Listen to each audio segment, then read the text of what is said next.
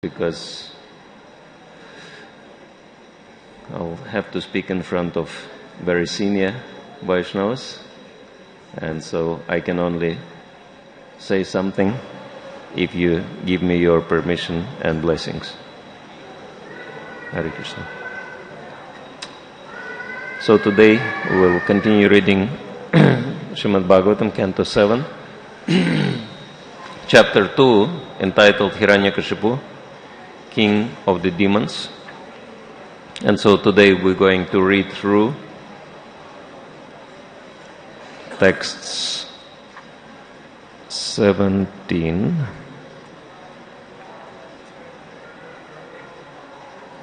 to 21, and 21 is on board, so we'll chant it responsively. Om Agyanti Mirandasya Gyanandana Shalakaya Chaksharan Miritam Yana Tasmai Shri Gurave Namaha Shri Chaitanya Manobishtam Stapitam Yana Bhutale Swayam Rupa Kadam Mayam Dadati Swapadantikam Vanchakalpatarubhyascha Kripa Sindhu Bevacha Patitanam Pavanepyo Vaishnavepyo Namo Namaha Jai Shri Krishna Chaitanya Prabhu Nityananda Sri Advaita Gadadhara Shivasadi Gaur Bhakta Vrinda Hare Krishna Krishna Krishna Hare Hare Hare Rama Rama Rama Hare Hare Om Namo Bhagavate Vasudevaya Om Namo Bhagavate Vasudevaya Om Namo Bhagavate Vasudevaya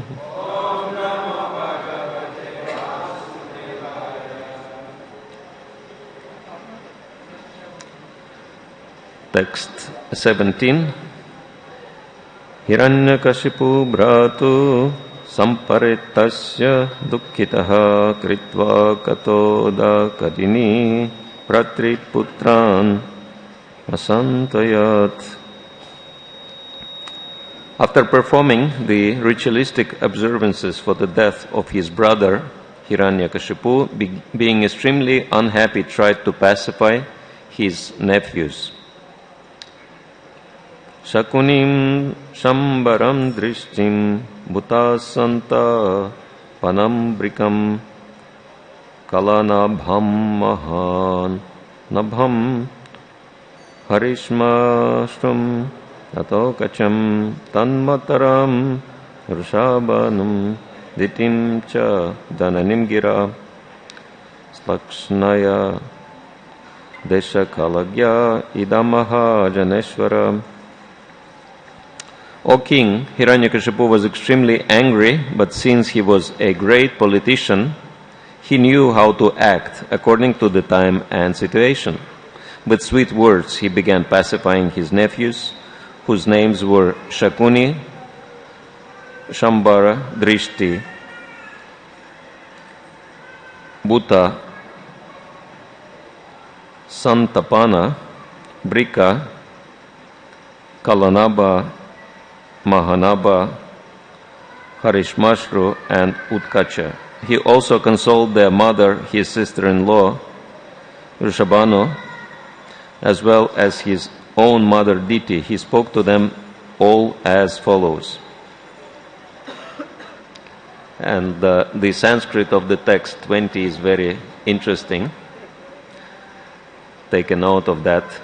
Shri Hiranyakashipur Uvacha Ambamba he vadha vadu putra Biram marhata shuchitum ripor abhimukhe stakya shuranam badha ipsitaha.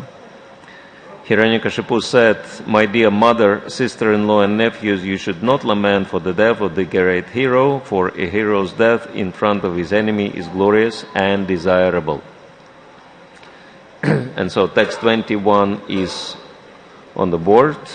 Please let's chant responsively. Bhutanam iha sambasa Bhutanameha sambasa Prapayam iva subrate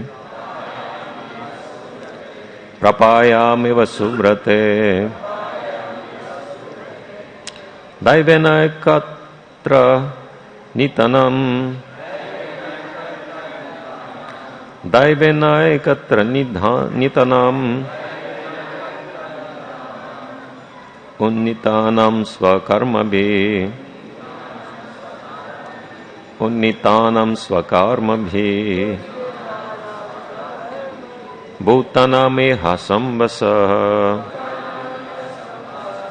Prapayam iva suvrate Daivena ekatra nitanam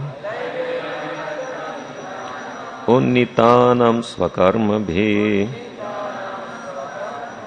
Please repeat.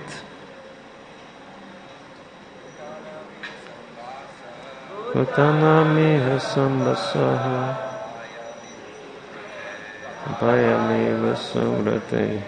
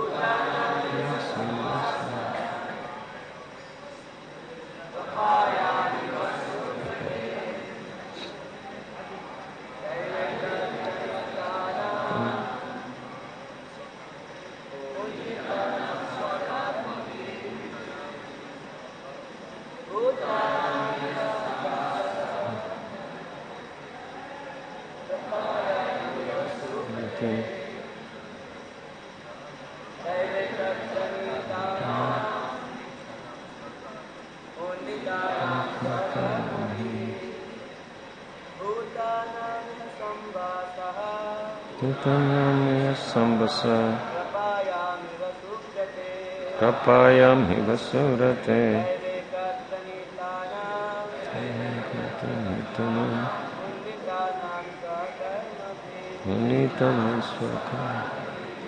Ladies, please. Bhutanameha sambasa Prapayamiva suvrate Daivena katrinitanam Unitanam svakarmabhi Bhutanameha sambasa Prapayamiva suvrate Daivena katrinitanam Unitanam svakarmabhi. Synonyms, please repeat. Bhutanam, of all living entities. Iha, in this world. Sambasaha, the living together. Prapayam, in a place for drinking cold water. Iva, like. Suvrate, O my gentle mother. Daivena, by the superior arrangement. Ekatra, in one place. Nitanam, of those brought. Unitanam, of those led apart. Svakarmabhi, by their own reactions. Translation and purport by His Divine Grace A.C. Bhaktivedanta Swami, Srila Prabhupada Ki Jai. My dear mother, in a restaurant or place for drinking cold water, many travelers are brought together, and after drinking water they continue to their respective destinations. Similarly, living entities join together in a family, and later, as a result of their own actions, they are led apart to their destinations. Purport. Prakriti kriyamanani gunai karmani sarvasha ahankaro vimutatma kartaham iti manyate. The bewildered soul, under the influence of the three modes of material nature, thinks himself the doer of activities which are in actuality carried out by nature. Bhagavad Gita 3.27. All living entities act exactly according to the directions of Prakriti, material nature, because in the material world we are fully under a higher control. All the living entities in this material world have come here only because they wanted to be equal to Krishna in enjoyment and have thus been sent here to be conditioned by material nature in different degrees. In the material world, the so-called family is a combination of several persons in one home to fulfill the terms of their imprisonment. As criminal prisoners scattered as soon as their terms are over and they are released, all of us who have temporarily assembled as family members will continue to our respective destinations. So all of us are condemned to the material life, but the terms are different. The length of the term is different. That's the only difference.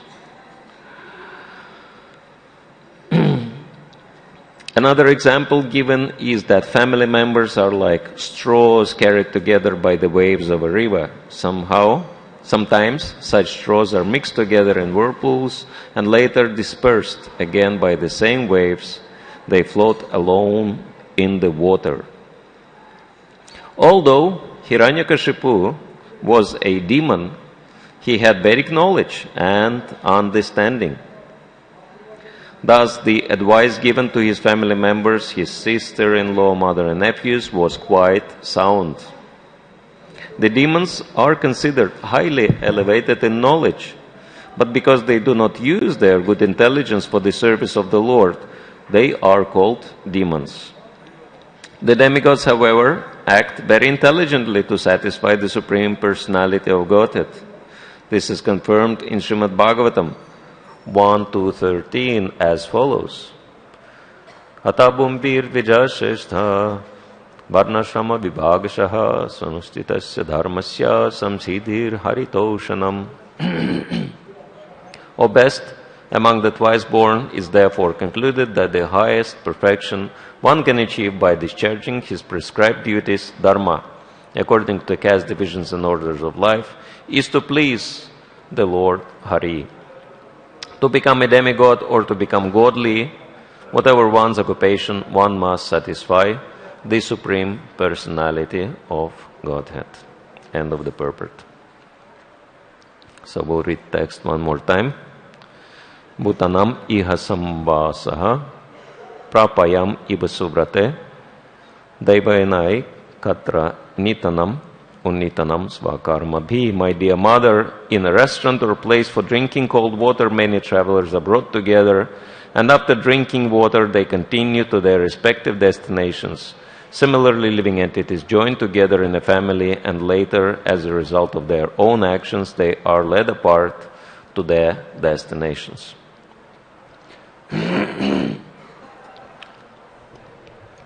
This is a very special part of Srimad Bhagavatam because we hear very deep spiritual instructions from the mouth of one of the greatest demons in the history of the universe, not just this little planet.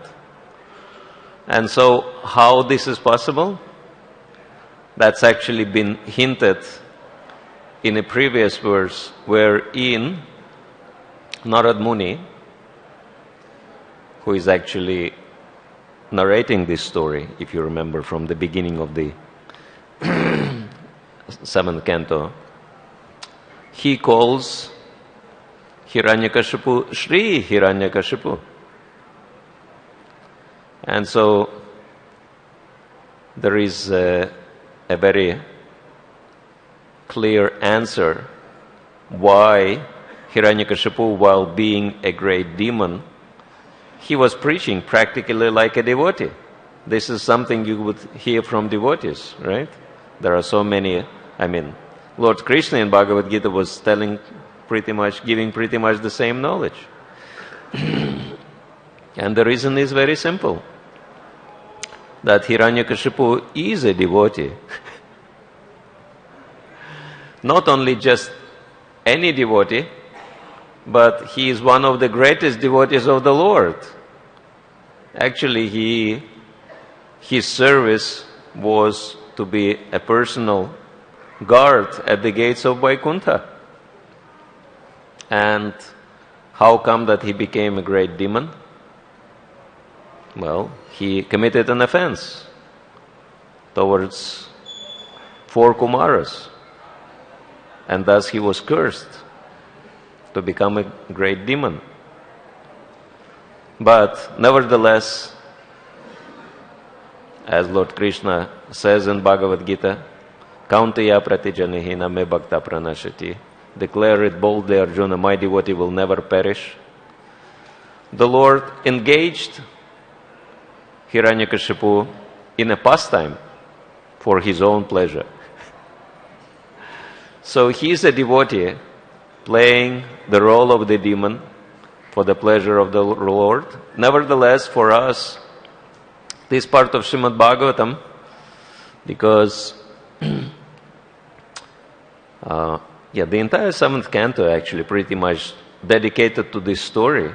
Narad Muni is telling this story in great details because this is a very important part of Srimad Bhagavatam, which is teaching us very important lessons. And lesson number 1 is that Hiranyakashipu was one of the greatest devotees in the spiritual world, and because he was not careful, he turned into one of the greatest demons. So,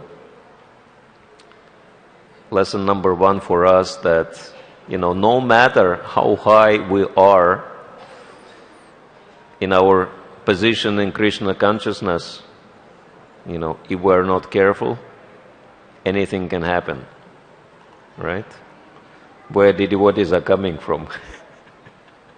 Where the demons are coming from, right? This is what this part of Srimad Bhagavatam is teaching us. To be always careful and never become proud of our great fortune. And Hiranyakashipu was also born from one of the greatest devotees, Kashyapa Muni. And so, nevertheless, he became a demon. So, even being born in devotee family doesn't guarantee anything. So, that's lesson number 2 from this pastime. There are many, many important lessons. And we can understand that the name Hiranyakashipu indicates 2 things. Attachment to Hiranya, which is gold, wealth. We can also say prestige, right? Because Hiranya means to shine, right? Anything shining, so shiny position, prestigious position.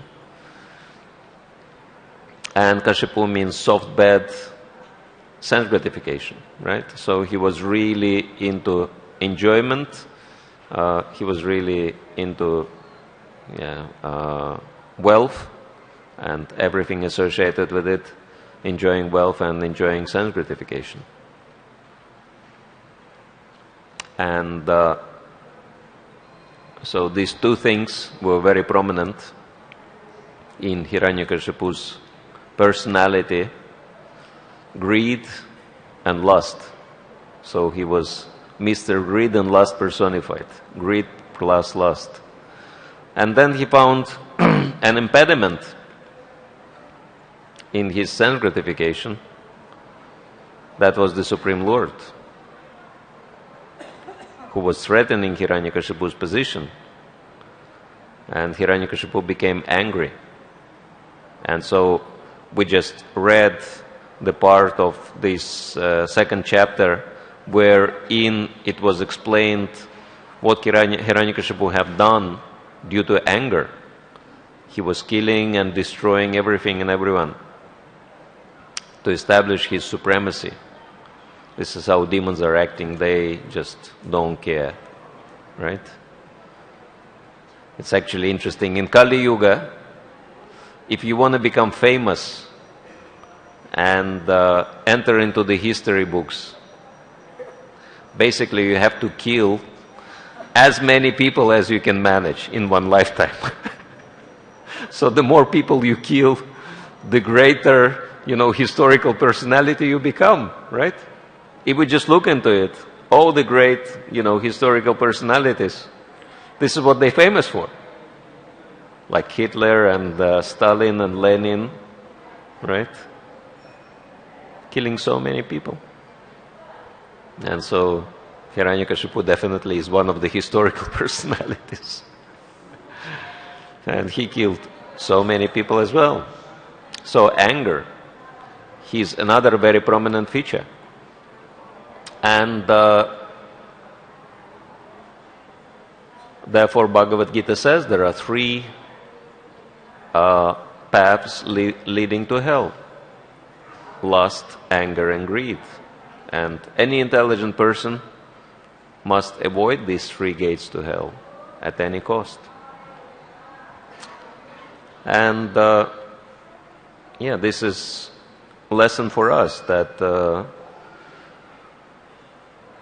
there are lessons in Srimad Bhagavatam. What shall we do to become nice devotees? And here in this chapter, the best example of all the devotees is Prahlad Maharaj. Again, very tolerant and very peaceful, and despite of anything Hiranyakashipu did to him, he always remained very positive, and he was even glorifying Hiranyakashipu. He was appreciating him. As we will learn from future verses, he would call Hiranyakashipu Asura Varya, the best of all the demons. He was glorifying him. And we can see that Hiranyakashipu is also appreciated by Narada Muni. In the previous verse, he is calling him Sri Hiranyakashipu. Definitely he was blessed by the goddess of fortune to have a lot of opulence. He was enjoying a lot of opulence. But because he was not using all this opulence in serving Krishna, he was doomed. Even though he was very Krishna conscious. In the beginning, if you remember, there is a verse where Narada Muni says, actually, some people who are focused on Krishna very intensely due to certain emotions they have, they advance very quickly in Krishna consciousness. Much quicker than us, ordinary devotees. Narada Muni includes himself into the category of ordinary devotees. And so he says, he gave examples, and he gave examples. The Kamsa, he was fearful of the Lord, and so he couldn't stop thinking of the Lord. And Hiranyakashipu, he was angry with the Supreme Lord, and thus he couldn't stop thinking of the Supreme Lord. And of course, he is giving positive examples as well, like gopis. But this is the position. Hiranyakashipu was actually very, very Krishna conscious. And that's why he got an amazing opportunity to get the direct darshan of the Supreme Lord. Of course, he was not too happy about it. And he had to suffer very painful situation before he left his body. So that's why this kind of focus on the Supreme Lord is called pratikula bhakti. So it helps one to advance in Krishna consciousness, but it is very, very painful process. So if we want to avoid experiencing a lot of pain in Krishna consciousness, instead of practicing pratikula bhakti, we should shift to anukula bhakti. And what is the difference between anukula bhakti and pratikula bhakti? It is very simple, that pratikula bhakti is characterized by the influences of lust, anger, and greed. Very simple. And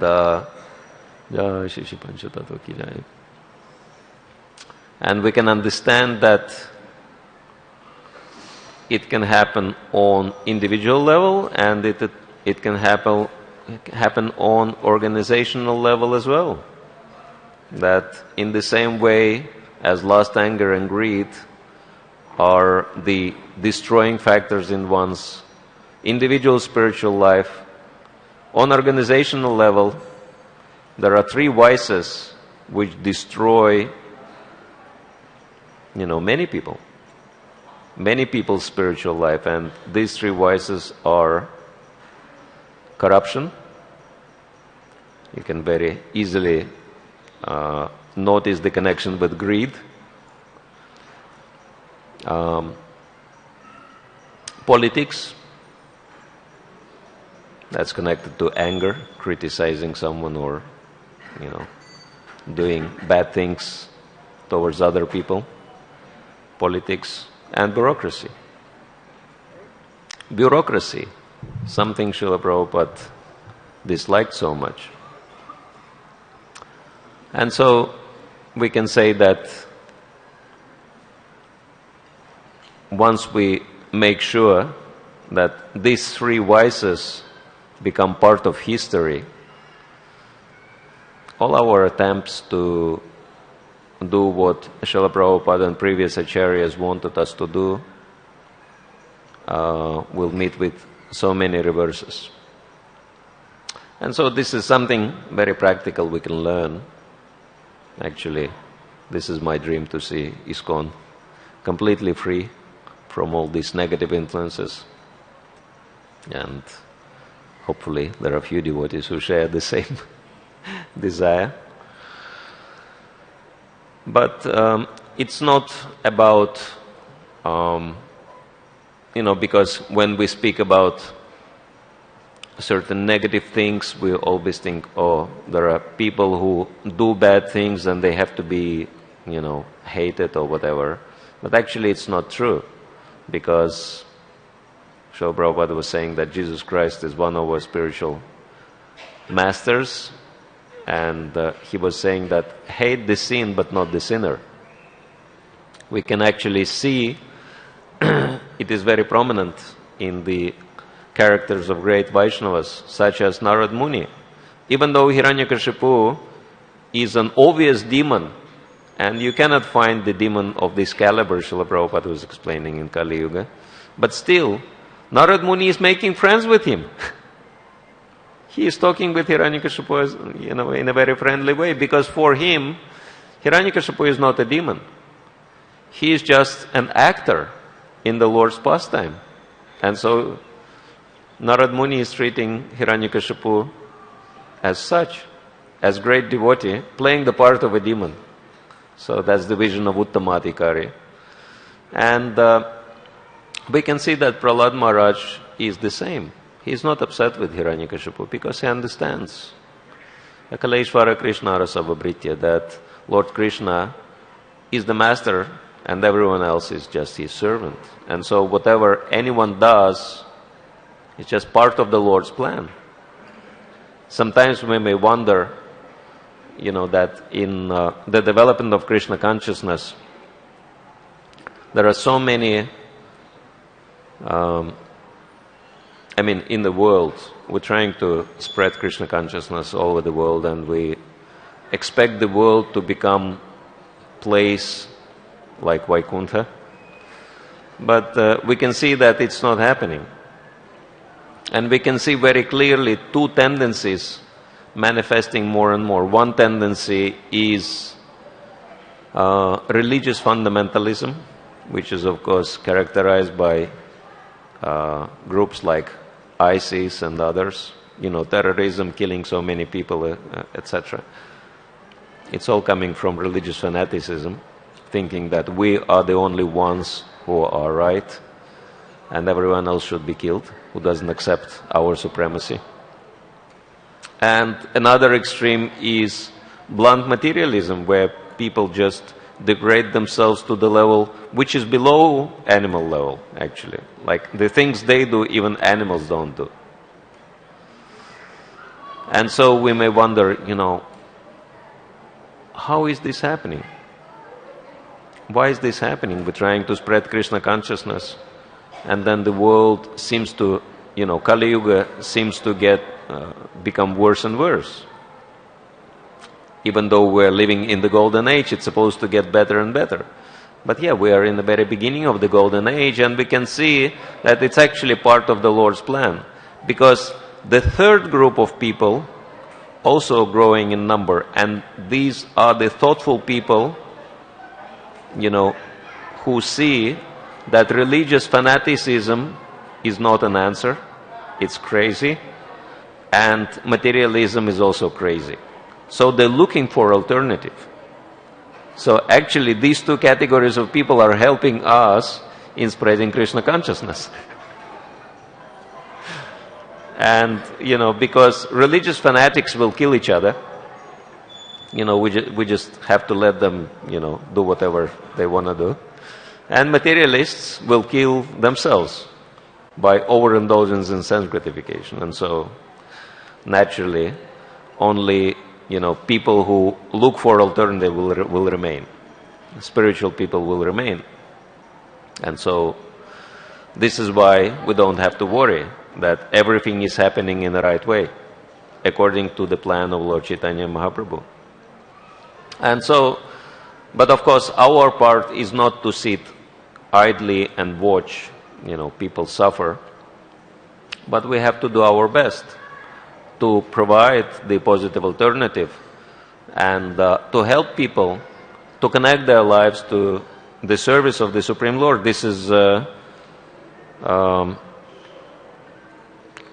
what Srila Prabhupada stresses in the purport. He says, to become a demigod or to become godly, whatever one's occupation, one must satisfy the Supreme Personality of Godhead. And so, this is what our lives are meant for, to help, to connect people to devotional service, one way or the other. Yena tena prakarana mana Krishna niveshayat. So, this is why such great devotees like Srila Bhakti Tirtha Maharaj, whose appearance day we celebrate today, are so special, because these are the great personalities who appeared on the planet to assist Srila Prabhupada in his great mission. And this is probably the most prominent feature of Bhakti Tirtha Maharaj, that he was extremely, we can say, creative in terms of figuring out new ways how to introduce Krishna consciousness to more and more people. That Maharaj was revolutionary in a spiritual sense, and he was pioneering on so many fronts in Krishna consciousness. Of course, he was very special personality who could go through so many austerities no one could go through, because his spirit was so powerful. And so boldly he went behind the Iron Curtain to spread Krishna consciousness in completely atheistic and demonic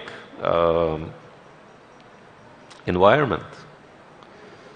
And he was so successful, and he was the first one to actually enter into the United Nations scene and started preaching in the United Nations, and he influenced so many people in a positive way. Actually, there are so many positive changes which are happening on the planet we're not even so much aware of, because we're preoccupied with our own lives, and maybe we only know what's happening within our own society. But there are so many other spiritual groups who are very, very seriously influenced by the ideas found in Srila Prabhupada's books. Actually, we have so many friends and allies we don't even know yet. There are so many people, like one very popular spiritual group, which is very open-minded, and the leader is their leader is very generously, using the terms of terms karma and other terms Prabhupada used in his books, and also quoting from Bhagavad Gita, etc. Even though he is a Christian by training, and he became very popular because of his broad-mindedness. He invites all kinds of spiritual groups into his fold, and he is so popular, like 10,000 people come to listen to his talks on weekly basis, nowhere else but in Los Angeles.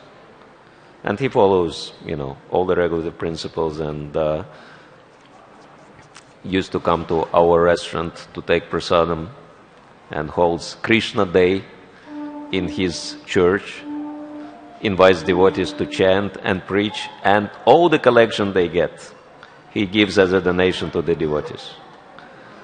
And devotees came and they said, "Can we have a stall to distribute books, a little table to distribute books on your ground?" He said, "Why do you need table?" And normally other spiritual groups, they rent a stall or table. And he said, "Why do you need the table? You don't have to pay me anything, but all these people you see, these thousands of people, they are yours. You can go anywhere and everywhere, distribute books, and you don't have to give me anything. This is my service to Krishna." And there are so many people like that, very open-minded, positive. Maybe there are slight differences in our philosophies, but they are very enthusiastic to serve the devotees. And so we were just talking with one of the senior Vaishnavas this morning, and I was contemplating on this point that Prabhupada's original strategy was not to officially convert someone to make him join the organization formally, but to engage people in devotional service. And from that engagement, all the good fortune would come. And whether people will want to join officially or not, that connection with devotional service will benefit them in any case. And so that was his strategy. And I was thinking, if we'll start thinking past, recruiting people, how to engage more and more people in devotional service, will become so much more successful. And so Srila Bhakti Tirtha Maharaj was so creative in that sense. He was discovering so many noble ways, as Prabhupada mentions in the first canto, that devotees have to discover so many noble ways how to reach out to many people with Krishna conscious ideas. And Maharaj was very exemplary in that sense, and hopefully devotees will attend. There are memories dedicated to Maharaj today. What time? Starting at 10 o'clock. So please.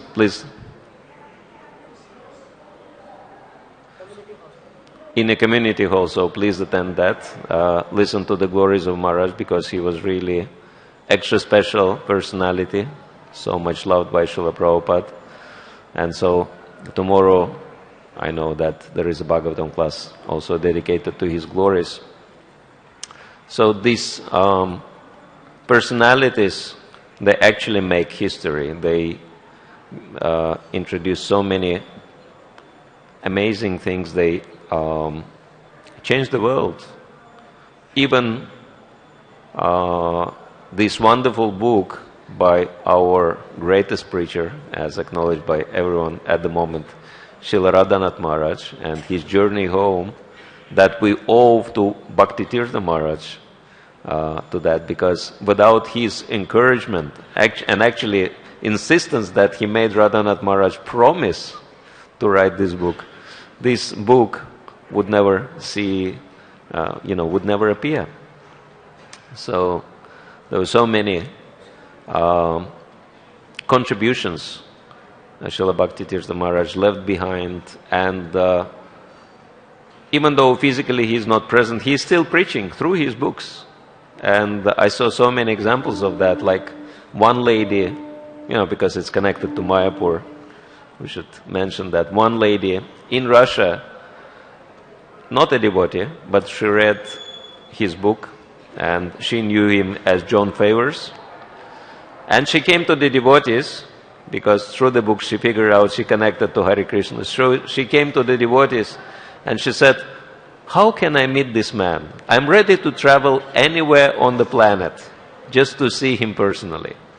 And devotees had to tell her, well, unfortunately, physically he's not there with us anymore. He already left this world, but it was the year of opening of his samadhi here in Mayapur, and devotees told her, actually, his shrine, his tomb will be opening in India, in Mayapur.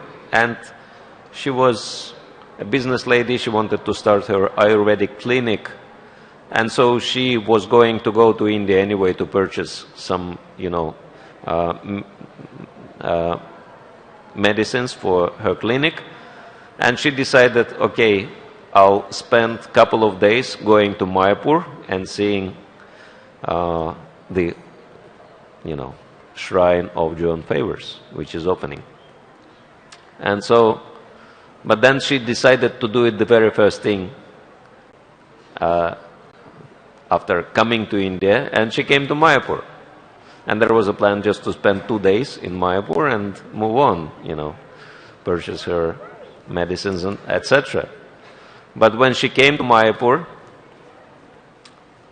she said, "It's an amazing place. I don't know what's so special about this place, but, I feel such an energy that I always just want to cry. I cannot stop crying." And devotees were saying, "Of course, this is not a regular place. It's a spiritual world.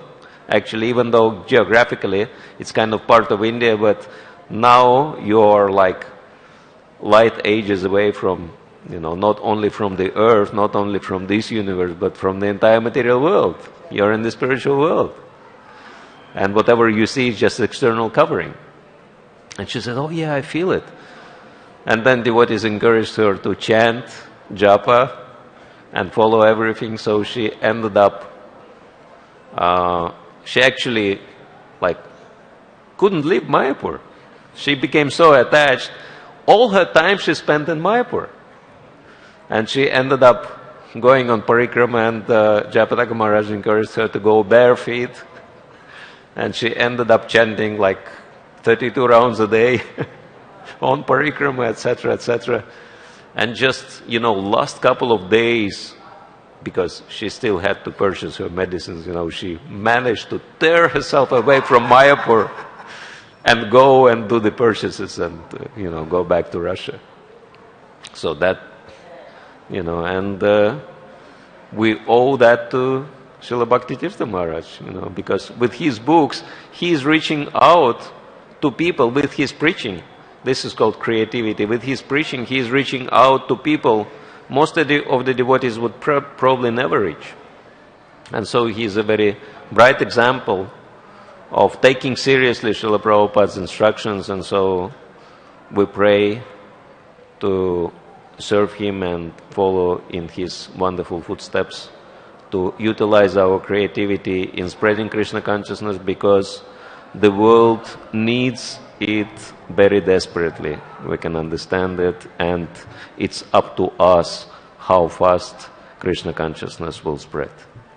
So, thank you all very much. Hare Krishna.